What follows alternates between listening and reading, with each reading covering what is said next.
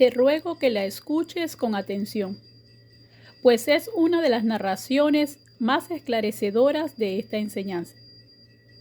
Historia de Chiquindaja y Chudala. Érase una vez dos amantes que se habían reencarnado a la vez a causa del amor divino que sentían el uno por el otro. Rama preguntó entonces a su maestro: ¿cómo es posible, Señor, que una pareja que han vivido como marido y mujer vuelvan a renacer una y otra vez en la misma condición en una vida posterior? Vasista respondió con su habitual dulzura: así es la sutil disposición del orden natural, querido Rama. Algunas cosas vuelven a aparecer en abundancia una y otra vez.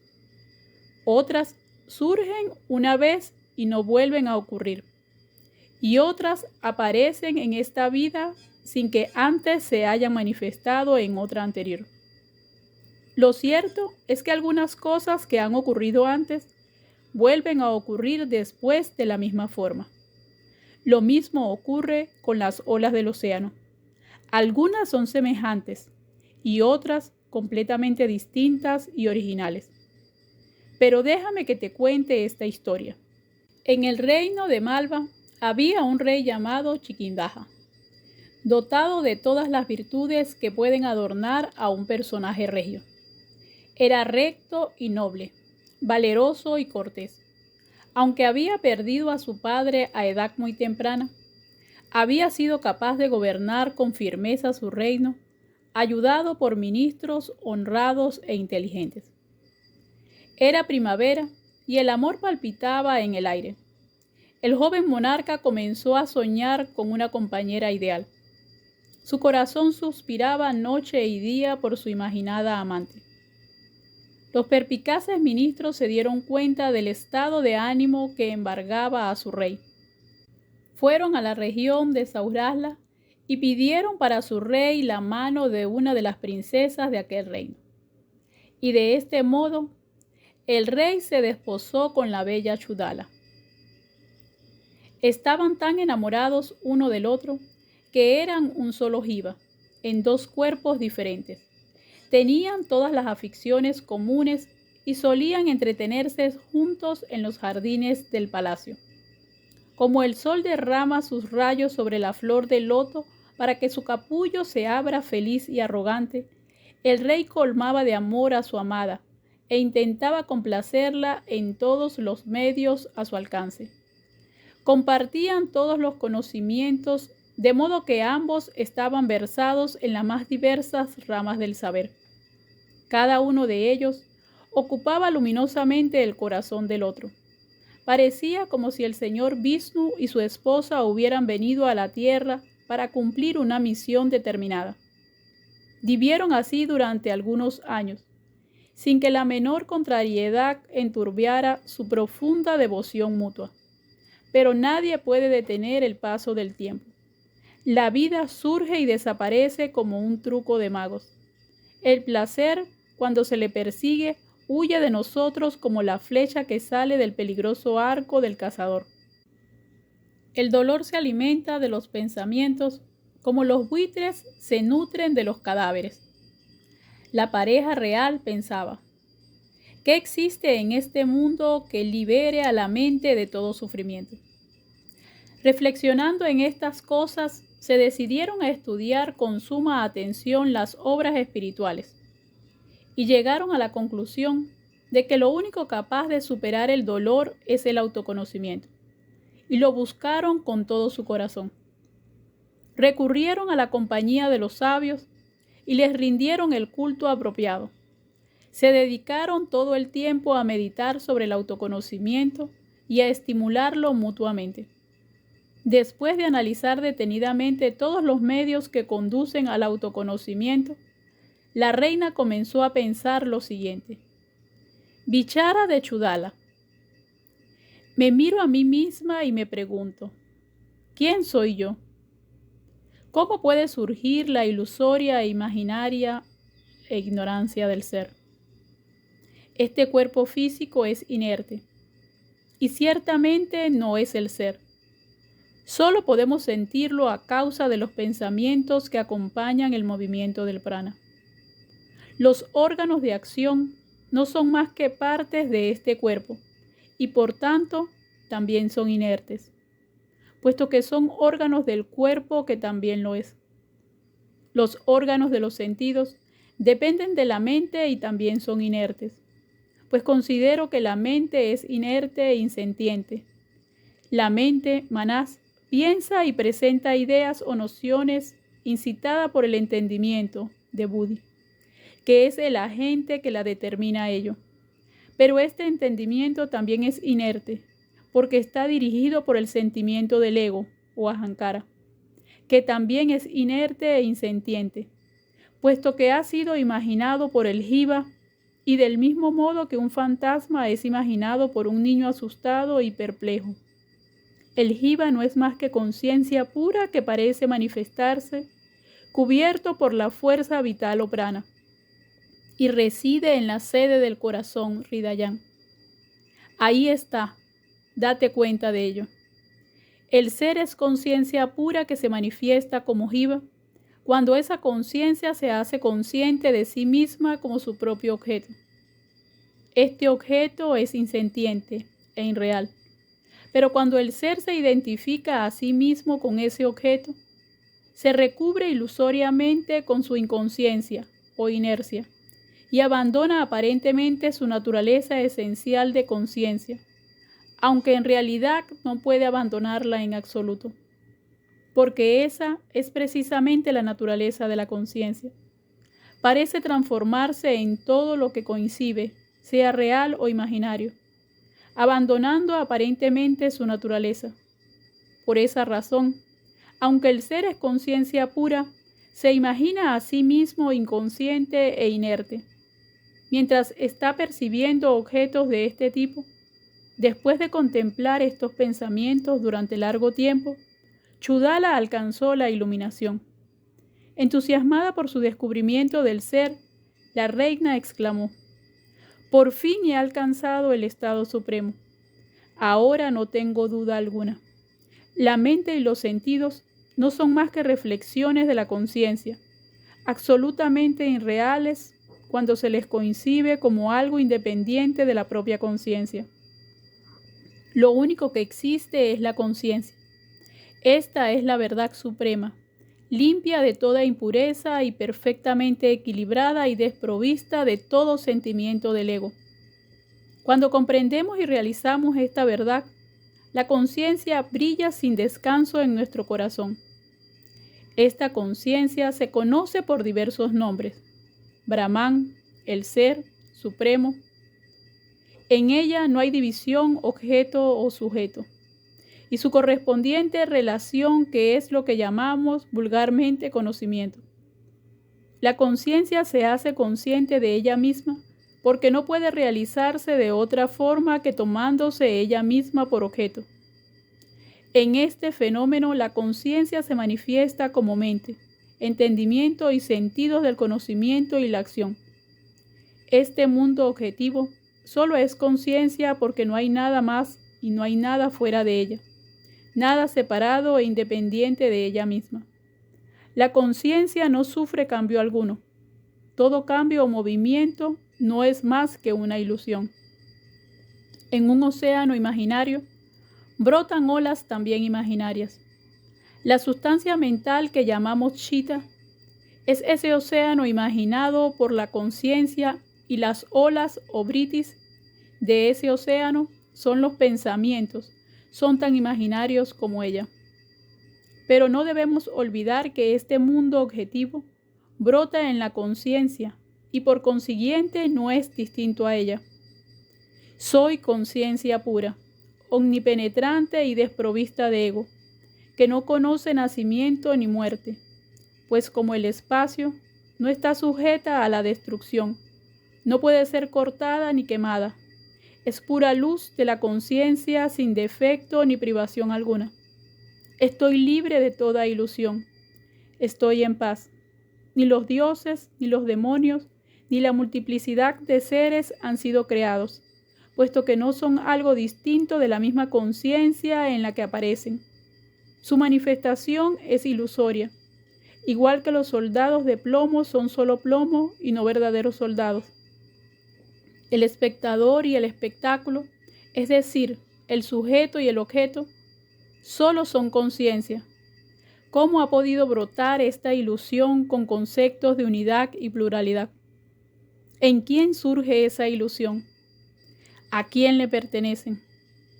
Estoy en nirvana, sin la menor agitación mental, pues he comprendido que todo esto, tanto lo sintiente como lo insintiente, no es más que pura conciencia. No hay eso ni yo, ni otro, ni hay ser ni no ser. Solo hay paz, el vacío inmóvil. Después de comprender y realizar todo esto, Chudala permaneció en la paz suprema. Día tras día, la reina profundizaba más y más en su iluminada introversión, gozando cada vez más de la felicidad del ser, completamente libre de deseos y apegos, sin buscar nada ni abandonar nada. Se comportaba de modo natural y sus acciones eran espontáneas y libres. Todas sus dudas habían desaparecido por completo. Había rebasado el océano del devenir y permanecía en un incomparable estado de tranquilidad. En un breve espacio de tiempo, había alcanzado la profunda comprensión de este mundo y desapareció del mismo modo que había surgido ante ella y resplandecía en la luz del autoconocimiento. Al verla tan radiante y tranquila, su esposo le preguntó: «Pareces haber recuperado tu juventud y brillas con extraordinaria belleza, querida mía. Nada le preocupa ni te distrae y no sientes deseos por nada, pero al mismo tiempo eres completamente dichosa. ¿Acaso has bebido ya el néctar de los dioses? Pareces haber alcanzado algo muy difícil de conseguir». Chudala le contestó amorosamente: «He abandonado este vacío que parece tener forma y permanezco firmemente arraigada en la verdad. Por eso estoy tan radiante. He abandonado todo esto y he encontrado algo distinto que es al mismo tiempo real e irreal. Por eso estoy tan radiante. Es algo, pero no es nada. Lo conozco tal como es. Por eso estoy tan radiante. Sin disfrutar de los placeres sensibles, gozo como si los estuviera disfrutando. No siento alegría ni tristeza. Por eso estoy tan radiante. Experimento la gran alegría de estar establecida en la realidad que brilla en el corazón. No me preocupan en absoluto los placeres regios. Por eso estoy tan radiante. Aunque esté en los hermosos jardines del palacio, permanezco fija en el ser, sin dejarme arrastrar por la euforia, por la timidez ni por ninguna otra emoción. Por eso estoy tan radiante. Gobierno el universo. No soy un ser finito. Gozo en el ser. Por eso estoy tan radiante. Soy esto y no soy esto. En realidad soy y no soy.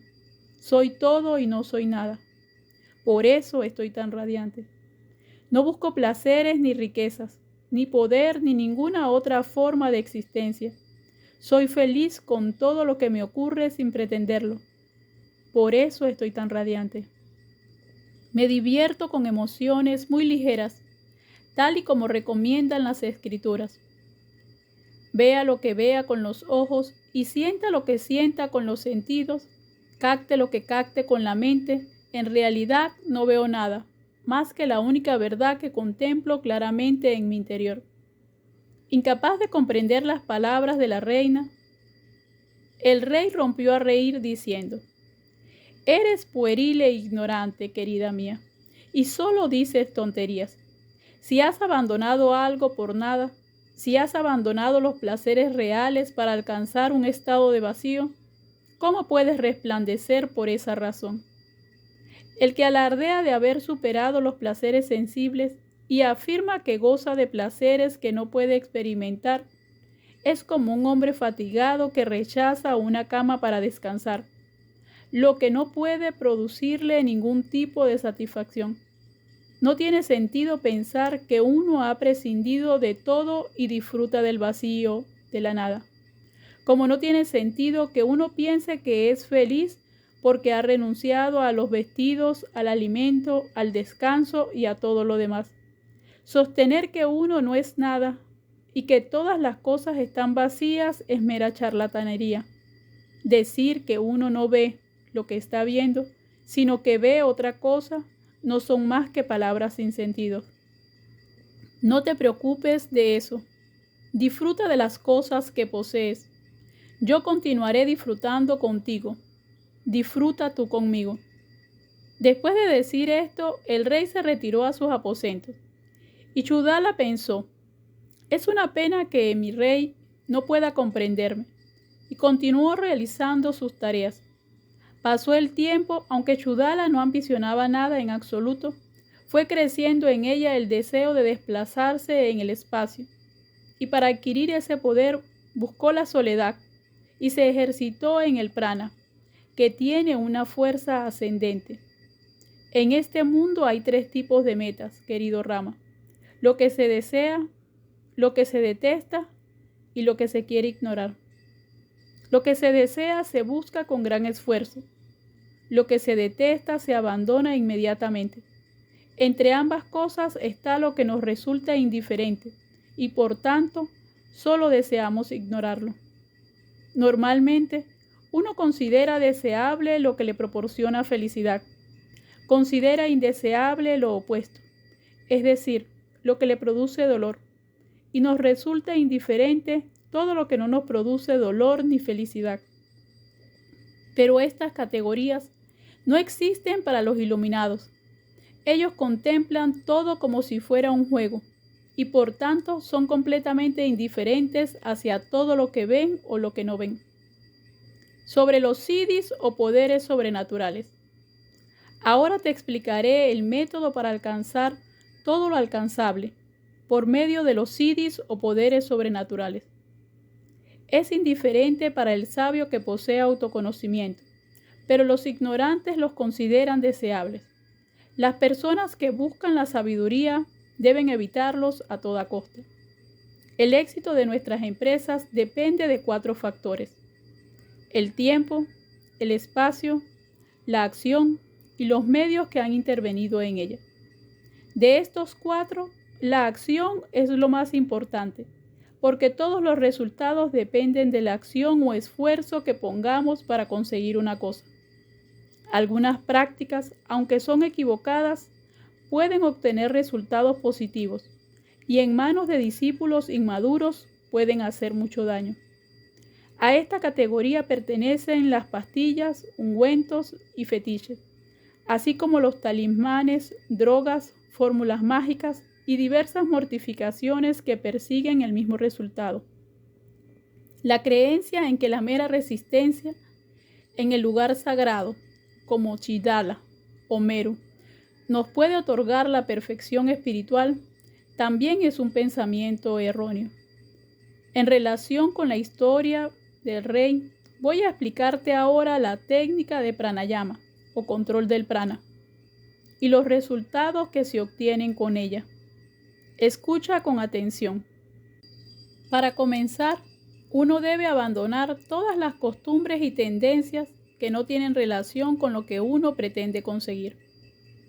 Después, es preciso aprender a cerrar las aberturas del cuerpo y dominar las diferentes posturas o asanas. La dieta alimenticia debe ser apropiada, tal como indican los preceptos de las Escrituras. La conducta recta y la compañía de los santos también son esenciales en esta empresa.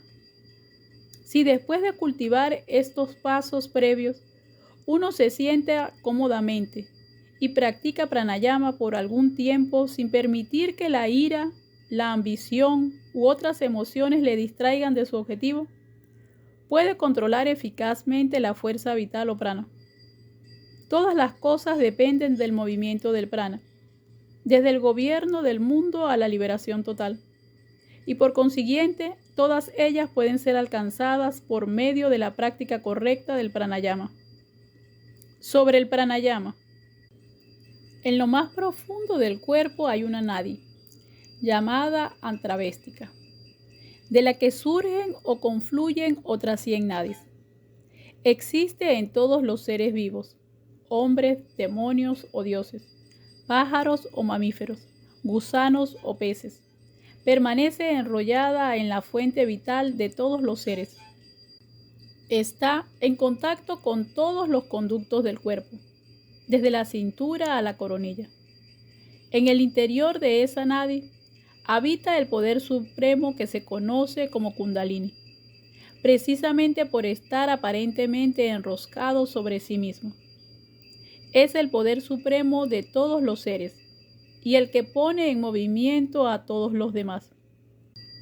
Cuando el prana o fuerza vital que está en el corazón Hridayan alcanza la sede de la Kundalini, surge en nuestro interior la conciencia de los elementos naturales.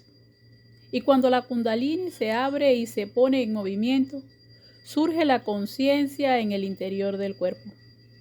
Todas las demás nadis o conductos de energía están enlazados con la Kundalini, pues esta es la verdadera semilla de la conciencia y del conocimiento.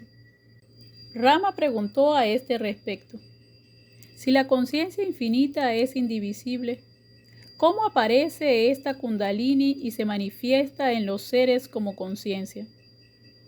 Vasista respondió: lo único que existe en todas partes y en todo momento es la conciencia infinita. Pero esta conciencia se manifiesta de diversas formas. El sol brilla en todas partes, pero en los espejos adquiere una reflexión especial. Del mismo modo, la conciencia infinita parece perdida e inexistente en algunos seres, claramente manifestada en otros y en la cumbre de su gloria en unos pocos de ellos. Sea cual sea su aspecto o apariencia, la conciencia es conciencia y nada más que conciencia. Como el espacio, esté donde esté, solo es vacío. Ni uno ni otra pueden sufrir cambios. Los 5 elementos materiales también son conciencia, y eso es lo que tú ves con tu propia conciencia. Como si estuvieras viendo en tu propio interior un objeto distinto a la conciencia.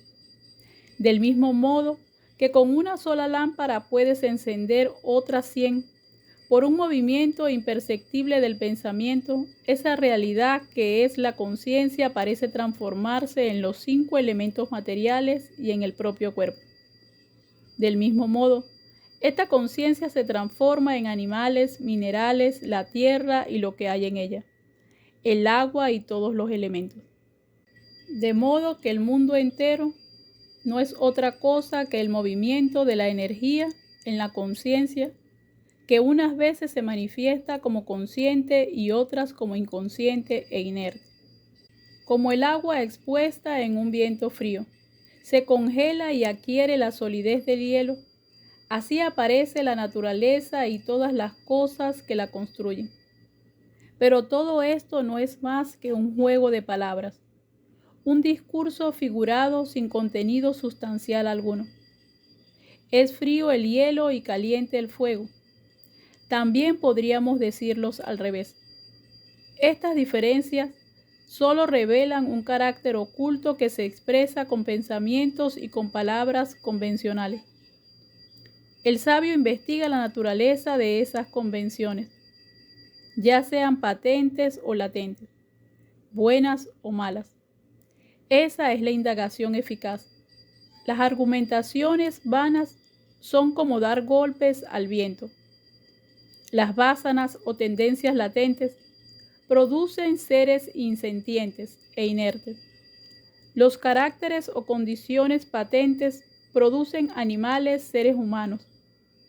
En algunos de ellos se dan condicionamientos muy densos que conducen a la ignorancia.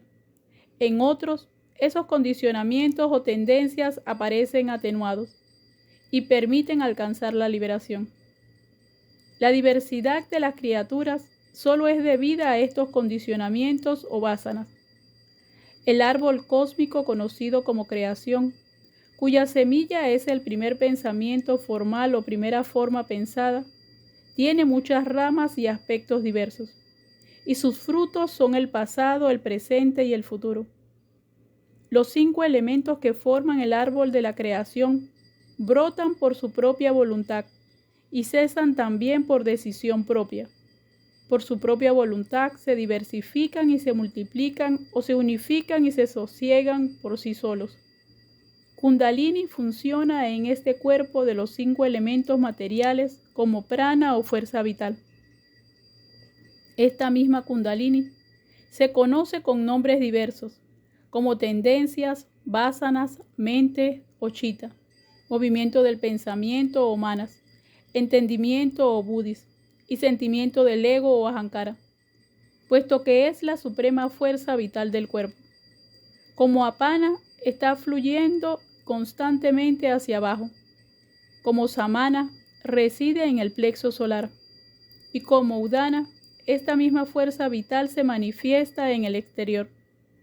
Estas fuerzas equilibran el sistema.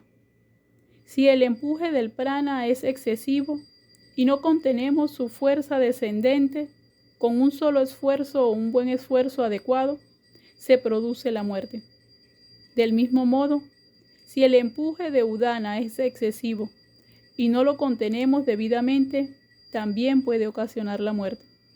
Si controlamos el movimiento del prana de modo que no haya ni arriba ni abajo, se produce un estado de equilibrio estable y todas las enfermedades se superan. Si las nadis secundarias funcionan de modo imperfecto, se producen trastornos menores de la salud, pero el desequilibrio de las nadis principales provoca enfermedades graves. En este punto, Rama sintió curiosidad por el tema. ¿Qué son las vyadis y qué son las adis? ¿Y en qué sentido influyen en la degeneración física del cuerpo? Te ruego me aclares este punto. Vasista respondió lentamente. Sobre las enfermedades físicas y psíquicas. Las adis y vyadis son las fuentes del sufrimiento. Su control significa la felicidad y su cesación completa es la liberación. Algunas veces surgen juntas, pero casi siempre las unas suceden y causan las otras. Lo que conocemos como vyadis son las enfermedades somáticas y las perturbaciones psíquicas es lo que conocemos como adi. Ambas están provocadas por la ignorancia y la maldad y finalizan cuando se alcanza el autoconocimiento o conocimiento del ser. La ignorancia produce la falta de autocontrol, que permite que seamos agredidos por los gustos y los disgustos, por los deseos y las ambiciones. Estos pensamientos acentúan la ilusión y dan lugar a los trastornos psíquicos o adis. Las enfermedades somáticas son causadas por la ignorancia y su consiguiente falta de control mental que induce a los hábitos de alimentación inadecuados y perniciosos. Las acciones irregulares e inoportunas, las costumbres poco higiénicas, las malas compañías y los malos pensamientos son también causas de enfermedades físicas. Se producen por el debilitamiento de las nadis, que provoca una obstrucción o excesiva fluidez de las mismas, perturbando el curso normal de la fuerza vital. Las enfermedades también pueden ser causadas por factores malsanos externos, pero todo ello está determinado por los resultados de las acciones pasadas, recientes o lejanas en el tiempo. Todos estos trastornos físicos y psíquicos surgen en los 5 elementos materiales. Ahora voy a explicarte cómo cesan. Las enfermedades somáticas pueden ser leves o graves. Las primeras se originan por causas externas. Las segundas suelen ser congénitas. Las primeras pueden curarse por remedios corrientes y adoptando una actitud mental adecuada. Pero las enfermedades graves, como los trastornos psíquicos, no pueden curarse sino por el autoconocimiento. Lo mismo que la serpiente que vemos en la cuerda enroscada, solo muere cuando vemos la cuerda como una cuerda verdadera. El autoconocimiento pone fin a todas las dolencias psíquicas y somáticas. Las enfermedades físicas que no tienen un origen psicosomático pueden tratarse con medicamentos, oraciones y una acción correcta, al igual que con baños medicinales. Todo esto ha sido bien explicado en los tratados de medicina. Rama preguntó entonces: te ruego que me expliques cómo nacen las dolencias somáticas de los trastornos psíquicos y cómo pueden tratarse sin medicamentos.